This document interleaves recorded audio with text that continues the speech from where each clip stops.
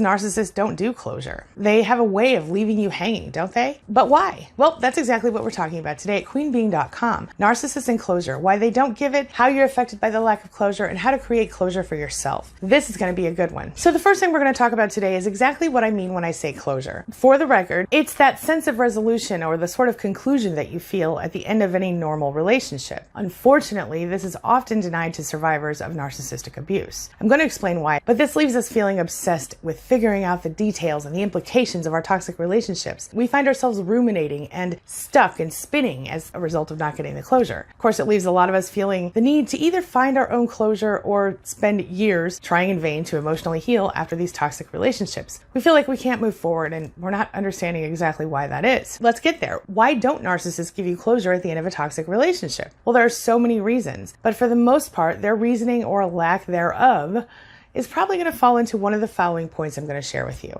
Number one, narcissists only care about themselves. You already know that narcissists are just not really capable of being empathetic. As such, they simply can't put themselves into the shoes of anyone else, not the way a normal person can. And that's one reason they won't give closure. They'll ghost you without a second thought. The idea of wondering how it might make you feel when they do that is a completely foreign concept to them.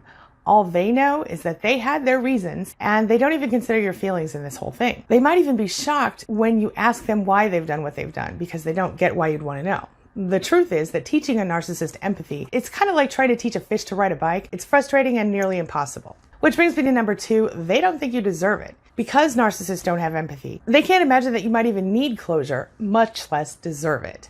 That's right, despite the fact that you have spent a whole bunch of time bending over backward to make sure that the narcissist was happy and got what they needed, now that it's over, they don't figure they owe you anything at all. And sadly, this includes closure. Because by not giving you closure, what happens? Well, they ensure that you're going to keep thinking about them. And hey, what narcissist doesn't want that? Which brings me to number three, they don't see you as a whole person. This one is kind of tough to hear sometimes, but it's the truth. Narcissists truly do not see you or anyone else they've grown close to as a real whole person. Rather, you're almost like an object to them, one that they can use and consume at will, and then toss aside when they're done with it. And of course, they have no issue whatsoever coming along to pick you up and use you again when they're ready. They literally see you as less of a person than they see themselves, which, if I'm being honest, is a little bit ironic if you think about it, given the narcissist's shallow nature and the probability that you are a deep, thoughtful, and compassionate person. How do I know that? Well, I know that because narcissists don't manage long-term relationships with anyone else. They need someone who will take care of their emotional needs and often a lot of their other needs as well. This brings me to number four. They don't give you closure because you want closure. I know it seems unlikely, but did you ever notice how narcissists, when you're really stressed out or times get tough, they kind of have a way of kind of kicking you when you're down, proverbially speaking or otherwise? They can be real sadists, and part of them loves to see you squirming in emotional distress. And even though narcissists can't empathize with you, they still get that you might appreciate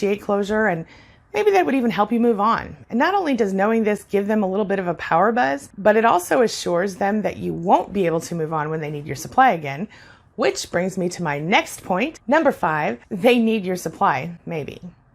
Narcissists require narcissistic supply, as you know, and you, as their supply, are used by the narcissist for attention, validation, admiration, all the supply they need to feed their ego. On top of this, the narcissist often has a circle of supply or a narcissistic harem, and like it or not, they've pegged you as one of them. Now, this circle or harem might include people that they're cheating with, their mothers, fathers, various friends, co-workers, neighbors, or other family members. You might be or might have been their primary source of supply for a long time.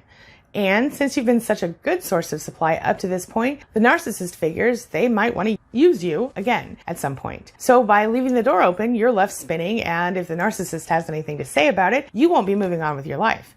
This way, when they need you, they can wiggle their way back in again when it's convenient for them. This brings me to number six. Maybe they're not yet secure with the new supply. Speaking of narcissistic supply, here's another possibility. The narcissist is actively trying to procure a new source of supply in many cases. And since they're not yet 100% sure that they've got it all on lockdown yet, the new supply might still have the nerve to think that they're as important as the narcissist in the relationship or whatever. And so the narcissist might still need to dump on someone when they feel stressed or overwhelmed, because since they're actively love bombing and idealizing the new supply, the narcissist might not feel comfortable enough to actually take the mask off yet. So if that's the case, and the narcissist can find a good reason to connect with you when they need to blow off some steam or get some comfort or whatever, they're going to do it, most certainly.